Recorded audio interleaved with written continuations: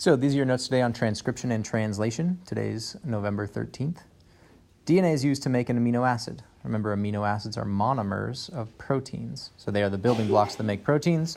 So in order to make proteins, you need to make amino acids. DNA must first be converted to RNA. RNA is ribonucleic acid, which is similar to DNA. Remember, you can pause these notes at any time. This process, the converting of DNA into RNA, is called transcription. Transcription, the process in which the information in DNA is copied to RNA, and it takes place in the nucleus. Remember that DNA never leaves the nucleus so that it doesn't get damaged. All RNA are made this way.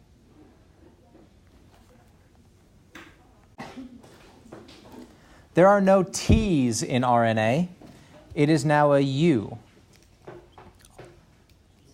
To remind you of what that means, remember that when we did adenine, guanine, cytosine, thymine, remember when we did our 4 macromolecules, DNA was made up of monomers called nucleotides. Those nucleotides could be adenine, guanine, cytosine, or thymine. But in RNA, there is no thymine. It is replaced by the molecule uracil. All right, these are the different bases. So you have adenine, guanine, cytosine, and thymine in DNA, and adenine, guanine, cytosine, and uracil in RNA. So uracil is almost identical to thymine. That's why it's such a good replacement. The only difference is in thymine, this carbon is bonded to a CH3, and in uracil, this carbon is just bonded to an H. So they are relatively the same molecule. That's why they are interchangeable so easily. You don't need to draw them, memorize that, anything like that. I'm just showing you what they look like. That's my foot post-surgery. I thought you would want to see that. So that's what's hiding underneath my cast. Figured it would be important to put in these notes, even though it has more to do with mitosis than transcription and translation. That's a really good question. All right, so translation, which is the other half of transcription and translation, this is where proteins are actually made. And so proteins are strings of amino acids. And the genetic code is broken up into sequences 3 nucleotides long, and those are called codons. All right, and each 3 nucleotide codon codes for a different amino acid. So an example, if I wrote AGT, GGG, you would read it as those 2 separate codons rather than just 6 letters all in a row. They are grouped in 3s, and that is how the code is read. Certain codons signal start, and certain codons signal stop, and we'll talk about those on the next page of slides. The next page, by the way, is the last page, so we're well over halfway done. All right, we're now going to work a couple practice problems where I give you the DNA code. You have to tell me what mRNA sequence would have been transcribed from it, and then you have to translate that mRNA sequence into an amino acid. Remember that DNA to RNA is transcription, and RNA to amino acid is translation. And here are your 3 2 codon long DNA codes we're going to transcribe into mRNA.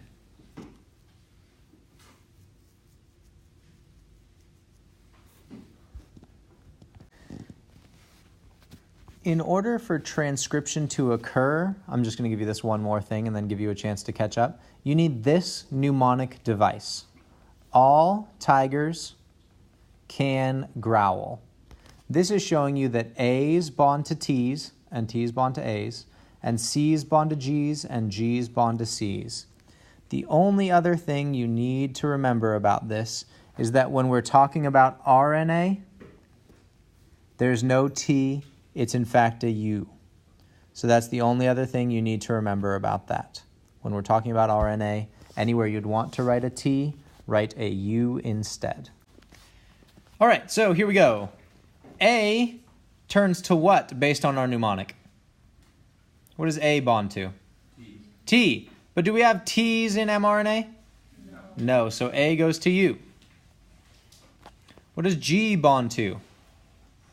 C, because can growl, so C and G are bonded together. So G turns into C. What does T turn into? A. We're thinking about what it's bonded to. So basically, if you wanted to write a T here, write a U. But if you have a T here, T bonds to A, so that's okay. We can have an A there. So again, we have a T. T bonds to A. A would go to T, but RNA doesn't have T, so A goes to U. And G goes to C. So that's our mRNA sequence, UCA, AUC. That's what's going to help us figure out which amino acids we're making. Okay, I'm going to do these next three, and then I'm going to let you do the following three codons on your own based on this mnemonic up here. So G goes to C, so my next one is C. A would normally bond to T, but there's no T's in RNA, so it goes to U. See, no T's, so it goes to U. C bonds to G. Okay, I'm going to give you about 60 seconds to work on those next three TGA, TGC, and ACCs. All right, so now I'm going to give you an opportunity to check your work. TGA should convert to ACU. TGC should convert to ACG. And ACC should convert to UGG. Yeah, what's up, GG?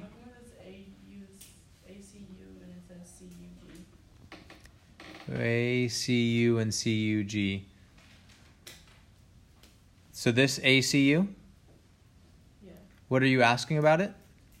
Oh, wait, never mind, I get it. Are you asking how I got it? Yeah, but never mind, I got it. You got it? It came from this TGA. T turns to A, G turns to C, A turns to U when they match up. Yeah? Okay. All right. Then we have to translate this new mRNA. Has anyone ever heard of a cipher before? These are the amino acids that will be made. There's my foot again. Here's how. I'm going to show you how to use this wheel to determine which of these amino acids are made. It's really straightforward after you do it a couple of times. So back to that mRNA sequence that we had on your paper. What's the first mRNA codon that's written? UCA. This inner circle is the first letter. So here I start with U. Now I know that anything I get will be in this quadrant.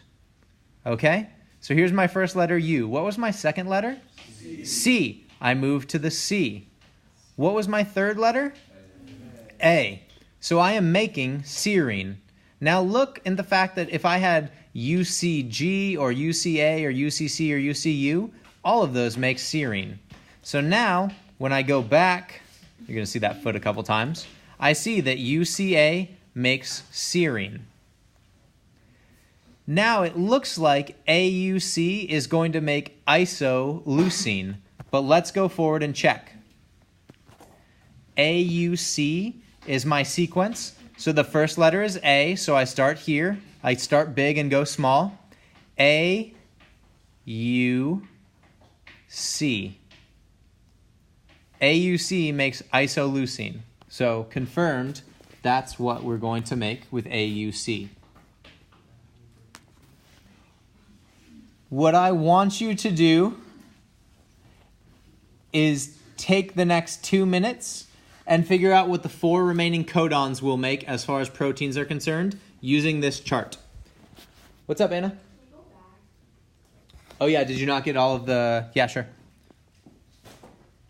Okay, so here are all of the mRNA sequences that I want you to convert.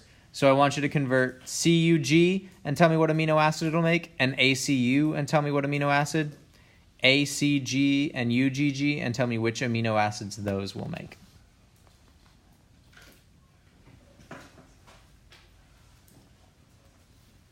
Wait, are you going to go back to the whole... Yeah, I am. I was just letting everyone make sure they get the mRNA sequences. You didn't memorize it already, Ben? Okay, here we go. Take 2 minutes, use those mRNA sequences, use this deciphering tool to figure out what the code is supposed to say.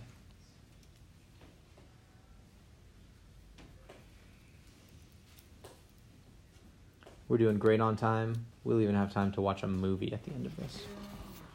Whoa, sorry. Fun movie?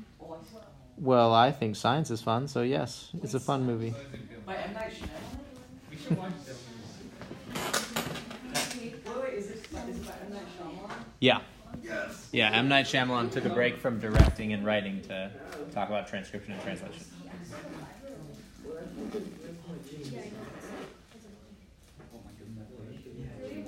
Take about 1 more minute. Some people work better when it's quiet, so be working quietly, please and thank you.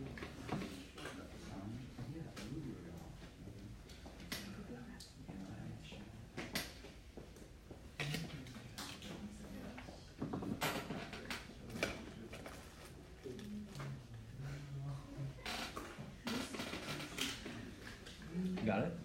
Nice.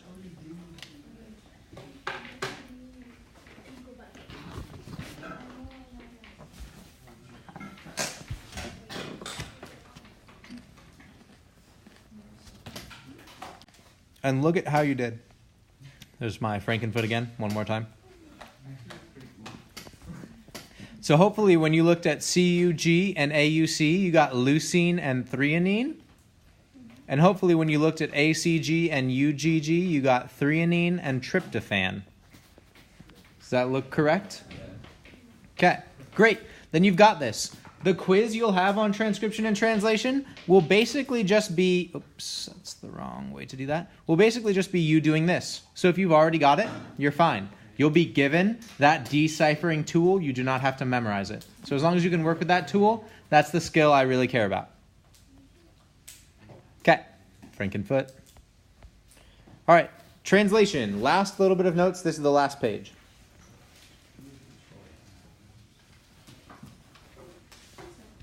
Translation is the process of assembling proteins from the mRNA codes, and this takes place in the ribosomes. Sorry, it takes place in ribosomes. Oh boy. Remember that is in ribosomes. The last step of this is tRNA. That's transfer RNA. And transfer RNA has an anticodon that binds to the mRNA sequence, bringing its specific amino acid to be joined to the growing polypeptide chain. A polypeptide chain is a fancy word for a protein. So we're just making proteins. All right, I'm going to give you an mRNA sequence. I'm going to show you how the tRNA binds to it. And I'm going to give you a visual as to the fact that each tRNA anticodon has an amino acid chemically bound to it. And that's how we make these chains. So that's your mRNA sequence. Remember that this is made in the nucleus. It is so that DNA does not have to leave the nucleus. That is why we make mRNA. So then I'm going to have you write the tRNA sequence that would bond to those U's, A's, C's, and G's. Just to remind you, U is like the fake T. So U bonds to A bonds to U, C bonds to G. I'm going to give you 30 seconds to finish that code off, bonding those letters to the appropriate corresponding base. Hopefully when you were making those base pair bonds, it looked something like this. A goes to U, C goes to G, C goes to G, U goes to A a few times, A goes to U, C goes to G, U goes to A. So now, tRNA are free moving. Leave space up here because we're going to bond. We're going to show you that amino acids are bonded to that tRNA. So they are free moving in the cytoplasm. But each tRNA has a specific amino acid that it brings to the table.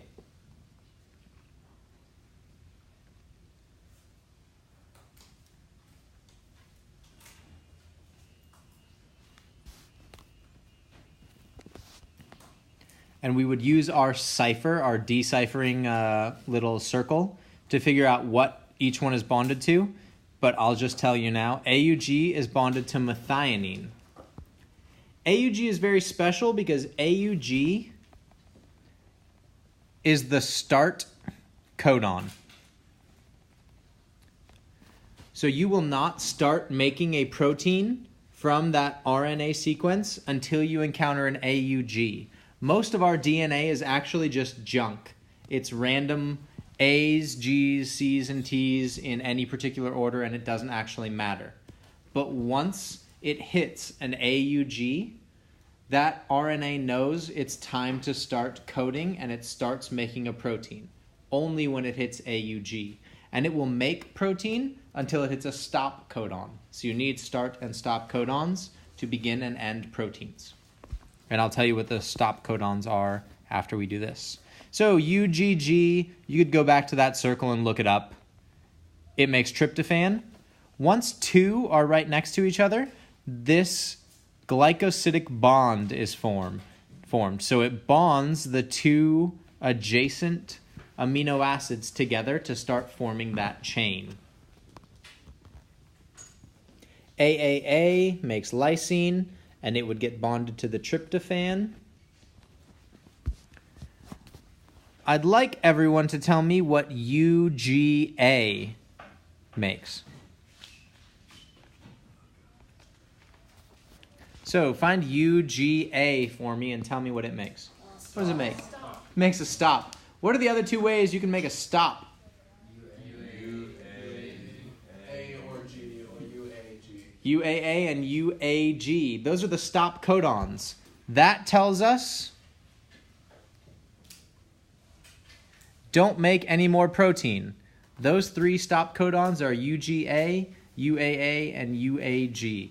Again, you don't need to memorize this. You just need to recognize what it means when you encounter stop. Now, this protein is 3 whole amino acids long. Any guesses as to how long the average protein is? How many amino acids? It's reasonable. Too low or too high? Well, it's not as high as the highest, and it's nowhere near as low as the lowest. So the average gene codes for a protein that's between 10 and 50,000 base pairs long. So that means, 10 to 50,000 divided by 3, because a codon is technically 3 base pairs in a row. So long. The longest gene in the human body is 2.5 million base pairs long. So they can be huge. That's almost 1 million amino acids bonded together to make one protein. Wait, what protein is that? I don't remember off the top of my head. That's a really good question. I should probably know that when I throw out facts like the biggest protein. I should know what it does. But 2.5 million base pairs long. So long. You won't ever have to decode anything like that. All right, those are the notes for today. We're now going to watch a video.